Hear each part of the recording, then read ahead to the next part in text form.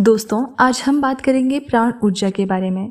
प्राण ऊर्जा, जिसे हम जीवन शक्ति या मानवीय विद्युत शक्ति जैसे विभिन्न नामों से भी बुलाते हैं, उसके बारे में आज हम जानने की कोशिश करेंगे कि इस शक्ति का हमारे शरीर में क्या उपयोग है, क्या इसकी महत्ता है, क्या इसके लाभ और हानि है, नहीं है, क्या इसके लक्षण हैं और क्या इसके कारण है, और अगर हमारे शरीर में प्राण ऊर्जा कम हो जाए तो किन उपाय के द्वारा हम अपने प्राण ऊर्जा को विकसित कर सकते हैं, बढ़ा सकते हैं। सबसे पहले हम बात करते हैं कि प्राण ऊर्जा क्या है और कैसे ये हमारे शरीर में काम करता है। आपको मालूम होगा कि प्राण ऊर्जा एक विश्वव्यापी ऊर्जा है, यानी कि ये हमारे चारों ओर सर्वत्र व्याप्त है। जहाँ जो भी आपके आसपास का क्षेत्र है, यहाँ वहाँ ऊपर नीचे दाएं बाएं हर तरफ प्राण ऊर्जा व्याप्त है। इसे आप एक उदाहरण के साथ समझ सकते हैं। जिस प्रकार मछली जल में रहती है और उसके चारों ओर जल व्याप्त रहता है, उसी प्रकार हम भी प्राण ऊर्जा के सागर में ही रहते हैं। और जिस तरह मछली जल में रहकर जल को पीती है, वैसे ही हम भी इस प्राण ऊर्जा के सागर से प्राणों को निरंतर खींचते रहते हैं और इसी प्राण ऊर्जा के द्वारा ही हम जीवित रहते हैं। जिस प्रकार खून हमारे शरीर के अंदर हमारी नसों में चारों ओर दौड़ता रहता है, उसी प्रकार हमारी प्राण ऊर्जा भी हमारे शरीर के अंदर चारों ओर दौड़ती रहती है और हमारे शरीर को जीवंत बनाए रखती है। जिस प्रकार एक कार को चलाने के लिए एक इंजन, मोटर की आवश्यकता होती है, उसी प्रकार हमारे शरीर के अंदर भी हमारे जो 7 ऊर्जा चक्र हैं, उनको दौड़ाने वाला और हमारे शरीर के सभी अंगों को संचालित करने के लिए जिस ताकत की ज़रूरत होती है, वो ताकत प्राण ऊर्जा ही है। और जिस प्रकार विद्युत उपकरण को चलाने के लिए इलेक्ट्रिसिटी की ज़रूरत होती है और अगर वोल्टेज कम आए तो वो विद्युत उपकरण ठीक से काम नहीं कर पाते हैं, ऐसे ही हमारे शरीर के अंदर भी विभिन्न प्रकार के उपकरण होते हैं, जैसे कि हमारा हृदय, किडनी, लीवर, इनको भी सही तरीके से चलने के लिए प्राण ऊर्जा की उचित मात्रा की ज़रूरत होती है। लेकिन अगर हमारे शरीर के अंगों को प्राण ऊर्जा सही तरीके से उपलब्ध नहीं होगी तो भी ये ठीक से काम नहीं कर पाएंगे। इसलिए हमारी प्राण ऊर्जा जितनी प्रखर होगी, उतना ही हमारा शरीर और हमारा मन तंदुरुस्त रहेगा। लेकिन अगर हमारी प्राण ऊर्जा कमज़ोर होगी तो हमारा शरीर और मन भी कमज़ोर पड़ने लग जाएंगे। उदाहरण के लिए आपने देखा होगा कि कई बार अगर आपको कोई भारी चीज़ उठानी हो तो आप एकदम से नहीं उठा पाते, लेकिन अगर आप अपने श्वास को रोककर श्वास को भरेंगे और उसे अंदर रोक कर रखेंगे और फिर उस चीज़ को उठाएंगे तो आप बेहतर तरीके से उसे उठा पाएंगे। ऐसा क्यों होता है? ऐसा इसलिए होता है क्योंकि पहले आप केवल अपनी स्थूल ऊर्जा का उपयोग कर रहे थे, लेकिन जब आप अपनी सांस यानी कि अपने प्राणों को जब अपने अंदर भरकर रोक के रखें, तभी आप उसे आसानी से उठा पाए। तो कहने का तात्पर्य ये है कि अगर आपको अपने शरीर और अपने मन को मजबूत रखना है तो आपको अपने प्राणों को मजबूत करना होगा। और इसके अलावा आपने ये भी देखा होगा कि हमारी जो प्राण ऊर्जा है वो हमारे शरीर को पूरी तरह से देखभाल भी करती है। उदाहरण के लिए जब कभी आपको चोट लगती है तो आप ध्यान भी नहीं देते और एक आधे दिन में ही वो चोट अपने आप ही ठीक हो जाती है, क्योंकि प्राण ऊर्जा अपने शरीर को खुद से ही ठीक कर लेती है और आपको कोई दवा की भी आवश्यकता नहीं पड़ती है। इस तरह हमारी प्राण ऊर्जा बेहतर तरीके से निरंतर कार्य करती रहती है और ये न केवल हमारे शारीरिक, मानसिक या भावनात्मक विकास के लिए आवश्यक है, बल्कि हमारे आध्यात्मिक विकास के लिए भी प्राण ऊर्जा की बहुत आवश्यकता है। तभी तो कहते हैं कि प्राण ही आत्मा है या आत्मा ही प्राण। और जो हमारी प्राण ऊर्जा ही है वो कुंडलिनी शक्ति के रूप में हमारे सूक्ष्म शरीर में जागृत होकर ऊपर के चक्कर तक पहुँचती है, हमें समाधि के मार्ग पर या मोक्ष के मार्ग पर लेकर जाती है। इसलिए किसी भी प्रकार का विकास हो, चाहे वो शारीरिक हो, मानसिक हो, भावनात्मक हो या आध्यात्मिक विकास हो, सब में आपको प्राण ऊर्जा की ज़रूरत पड़ती है। ये प्राण ऊर्जा चाहे हमारा शरीर सो भी जाए तब भी अपना काम करती रहती है। ये प्राण ऊर्जा ना तो रुकती है, ना थकती है, ना आराम करती है, ना सोती है, ना ही कभी खत्म होती है। ये बिना रुके हर पल 24 घंटे अपना काम करती रहती है। अतः जब तक हमारे शरीर के अंदर प्राण ऊर्जा है, जब तक जीवन बना है, और जैसे ही ये प्राण ऊर्जा हमारे शरीर से निकलती है तो उसी समय हमारी मृत्यु हो जाती है। इसके अलावा ये भी याद रखें कि कोई शारीरिक रूप से कितना भी मोटा ताज़ा क्यों ना हो, कितना भी हेल्दी क्यों ना हो, लेकिन ज़रूरी नहीं है कि वो ऊर्जावान हो, क्योंकि उनकी प्राण ऊर्जा उतनी स्ट्रांग नहीं होती है। जबकि कुछ लोग बहुत शारीरिक रूप से बहुत कमज़ोर होते हैं, लेकिन फिर भी वो कभी हार नहीं मानते और बड़े से बड़ी चुनौती को भी वो पार कर जाते हैं। वो ऐसा इसलिए कर पाते हैं क्योंकि उनके अंदर प्राण ऊर्जा प्रचुर मात्रा में होती है।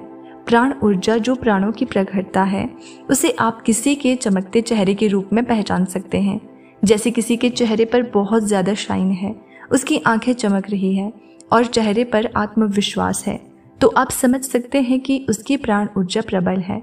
या फिर किसी किसी की वाणी बहुत प्रबल होती है, उनका उच्चारण अत्यंत जोशीला होता है, तो इसका मतलब उनकी प्राण ऊर्जा प्रखर है। इसके अलावा आपने देखा होगा कि जब कोई व्यक्ति डॉक्टर के पास जाता है और वो बोलता है कि मुझे बहुत ज़्यादा उदासी है, डिप्रेशन है, तो डॉक्टर उसको सलाह देते हैं कि आप कुछ दिन पहाड़ों पर चले जाएं, प्रकृति में चले जाएं या कहीं शांत स्थान पर चले जाएं और 101 दिन वहीं पर समय बिताएं, क्योंकि ऐसी प्राकृतिक जगहों पर प्राण ऊर्जा बहुत बड़ी मात्रा में होती है, जिससे कि उनके वहाँ रहने मात्र से ही फीलिंग्स होनी शुरू हो जाती है। अब तक हमने समझा कि प्राण ऊर्जा क्या है और उसका महत्व क्या है।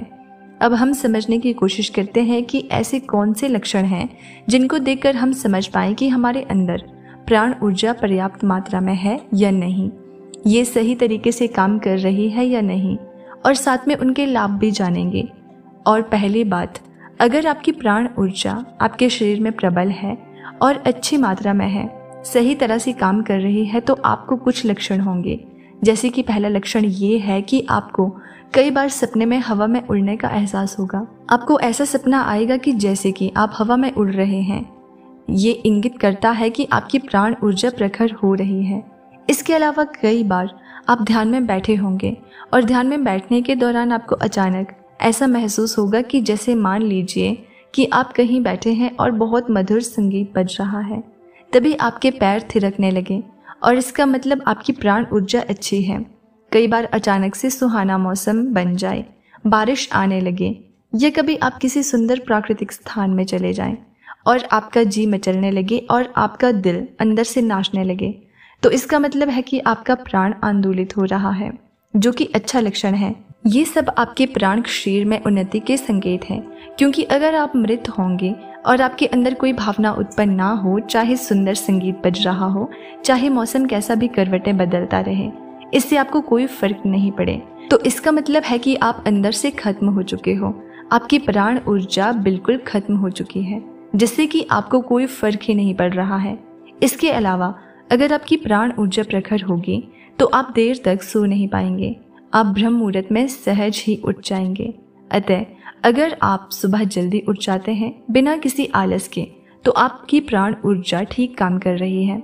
लेकिन अगर आप बिस्तर पर 8 से 10 बजे तक पड़े रहते हैं, तो इसका मतलब है कि आपकी प्राण ऊर्जा कम हो रही है। और अगर आपकी प्राण ऊर्जा विकसित होगी तो उसके परिणाम स्वरूप आपके अंदर तेजस्विता आएगी, आपके अंदर उत्साह आएगा, आपका निरंतर कुछ कार्य करने को दिल करेगा और आपके अंदर आत्मविश्वास भरपूर रहेगा। इसके अलावा आप आशावादी होंगे और आपके अंदर बहुत से जो सकारात्मक गुण होते हैं वो सब आपके अंदर मौजूद रहेंगे। इसके अलावा आपका चेहरा खिला खिला सा रहेगा। इस स्थिति में आप अध्यात्म में तेजी से प्रगति करेंगे।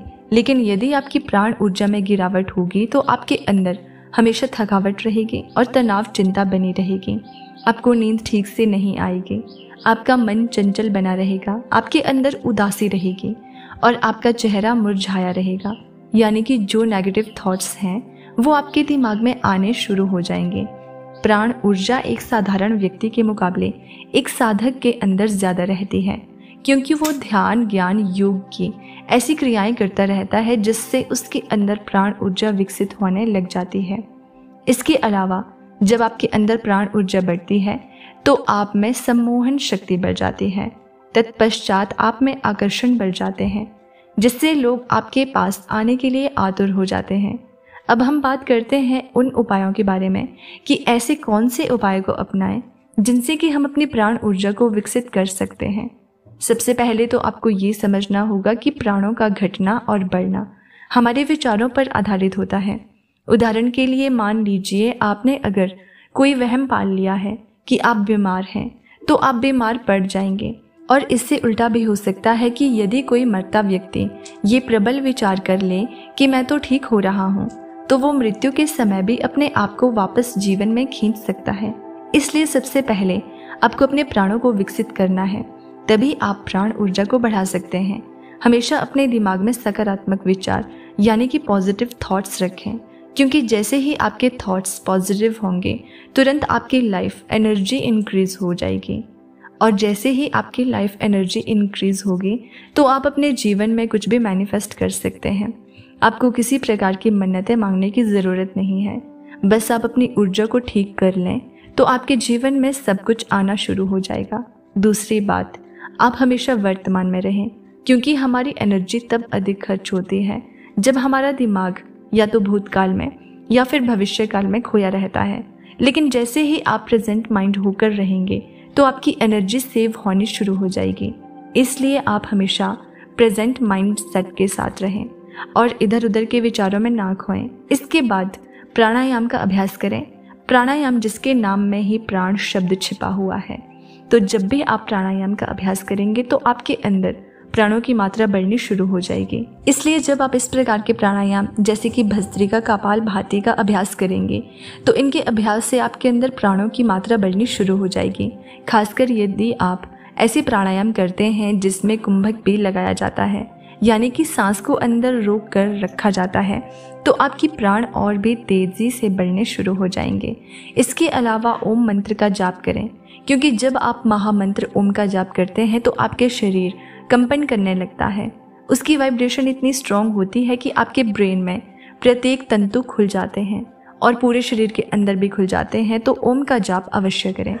इसके अलावा विभिन्न प्रकार की जो वैकल्पिक चिकित्सा पद्धतियां हैं जैसे कि रेकी, एक्यूप्रेशर आदि, इनको भी टाइम पर उपयोग करें।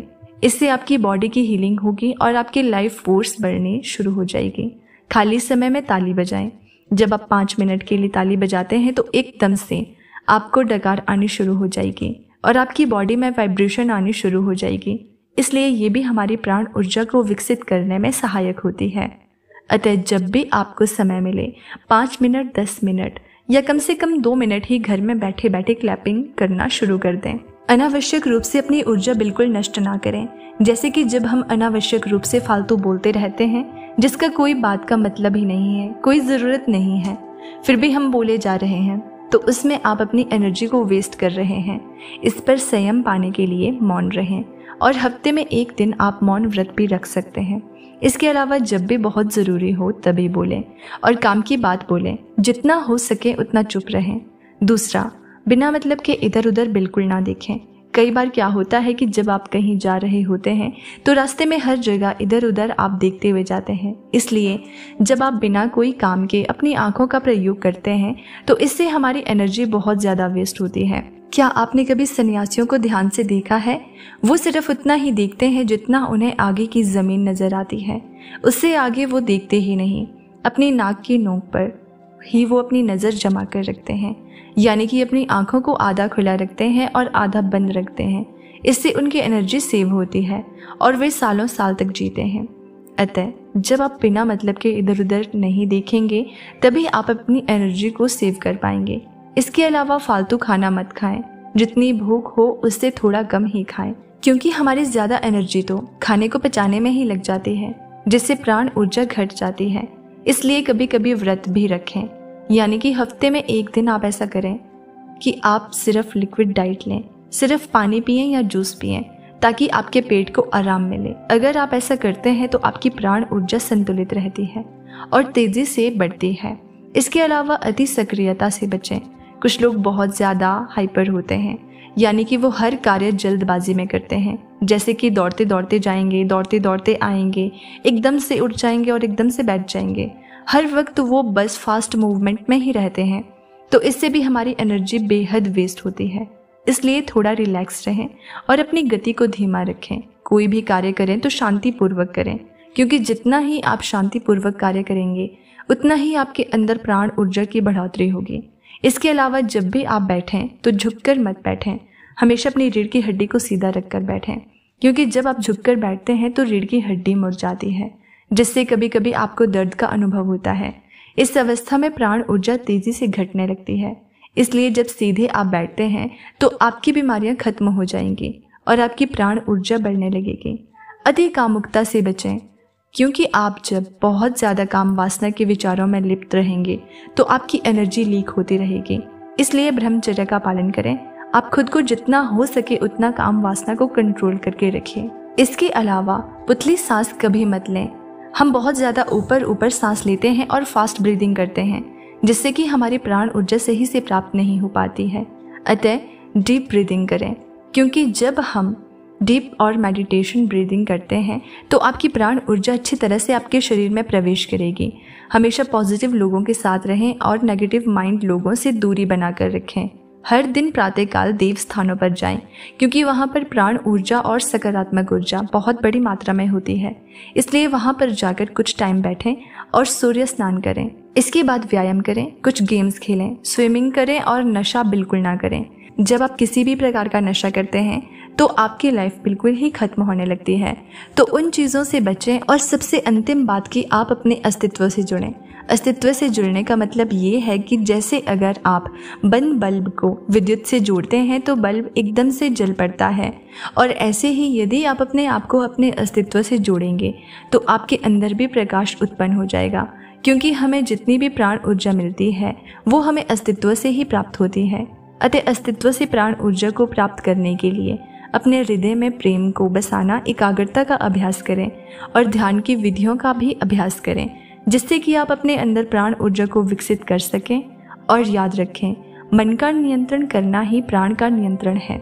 इसलिए अगर आप अपने प्राणों को नियंत्रित करना चाहते हैं या विकसित करना चाहते हैं तो सबसे पहले अपने मन को कंट्रोल करें। इसे आप ध्यान के द्वारा, भक्ति के द्वारा या स्पिरिचुअल प्रैक्टिस के द्वारा कंट्रोल कर सकते हैं।